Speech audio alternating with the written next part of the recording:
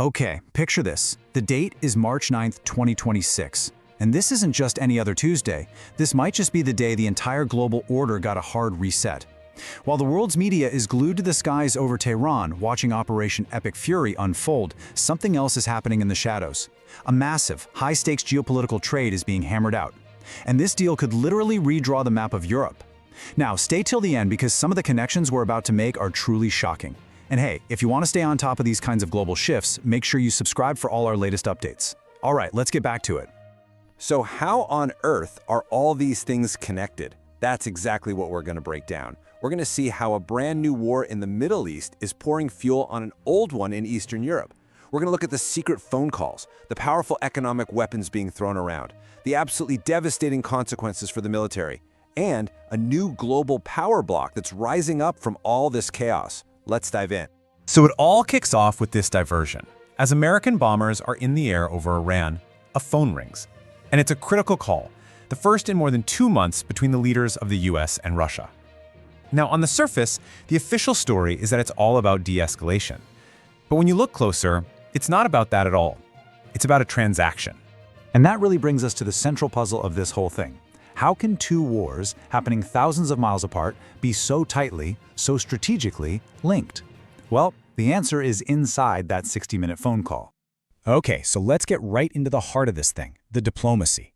For the first time in what feels like forever, there's a direct line open between Washington and Moscow. And believe me, this is not a friendly how you doing call. This is a hardcore negotiation, and it's born out of pure mutual desperation. This right here, this perfectly lays out the bargaining table. Think of it like this. On one side, you've got President Trump dealing with an absolute nightmare at home. Gas prices are through the roof, inflation is crushing people, and the new war is just eating up weapons and ammo. On the other side, you have President Putin. Yeah, he's stuck in a slugfest in Ukraine, but he's holding two trump cards: his influence with Iran and, of course, Russia's gigantic energy supply. Each leader has exactly what the other one desperately needs. And you know, whenever you hear a Kremlin official use words like business-like, frank, and constructive, let me just translate that for you.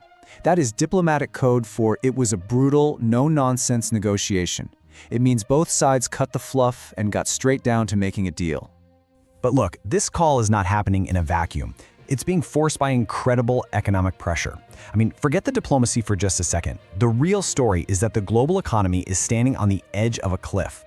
And it all boils down to one single critical number. $114. That's the price for 1 barrel of Brent crude oil. And that one number is sending absolute shockwaves of panic through the world's markets. It's crippling supply chains, and it's threatening to totally gut the finances of everyday people. And this chart shows you exactly why.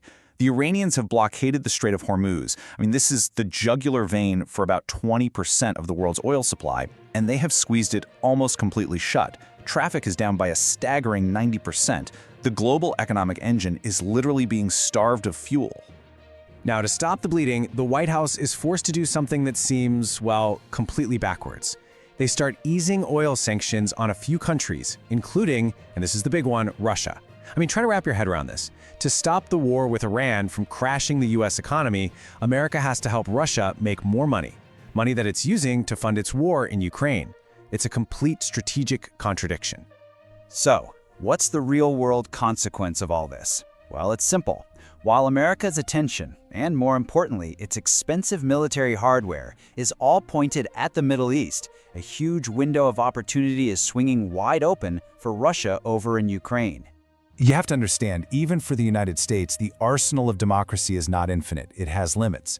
And every single one of those advanced interceptor missiles that gets fired to protect ships and bases in the Gulf is one that can't be sent to defend a Ukrainian city from a Russian missile strike. It's a simple, brutal piece of math. And that right there, that is the very essence of the Iran diversion. It's a resource drain that is having a devastating impact on the front lines in Europe. And you can see the results of that drain in the raw numbers. 950. That's the number of Russian soldiers lost in a single 24-hour period. It's a horrific cost, but it shows you they're willing to pay any price to push forward now, while Ukraine's defenses are stretched to the absolute breaking point. So now we need to zoom out. We need to see the big picture, because this crisis is way bigger than just two conflicts. What we're actually witnessing is the formation of a new global alliance. You could call it an axis of convenience, and it's united by one common mission: to challenge the world order that's been in place for decades. This table really breaks it down. You've got Russia playing the role of the aggressor, taking full advantage of the chaos. You have India, basically a dependent partner, forced to rely on Russian oil because of what's happening in the Gulf. And then you have China. China is playing the long game here. They are the silent winner, just sitting back and watching its two biggest rivals, the US and Russia, burn through their money and their military stockpiles, all while Beijing supplies the critical tech that helps keep Russia's war machine running. And here is a perfect real-world example of how that axis actually works on the battlefield.